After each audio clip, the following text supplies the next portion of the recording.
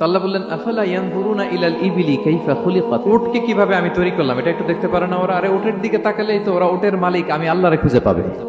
উটের কথা আল্লাহ কেন বললেন?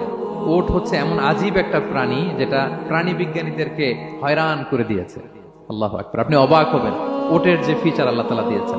মক্কার লোকেরা উটের গোশত খাইতো, উটের দুধ খাইতো, উটের চামড়া দিয়ে দ্য ফাইনেস্ট লেদার তারা বানাতো, উটের উপর মাল নিয়ে বোঝাই করে এক প্রান্ত থেকে আরেক প্রান্তে পাড়ি দিত, নিজেরা উটের উপর রাইডিং করত।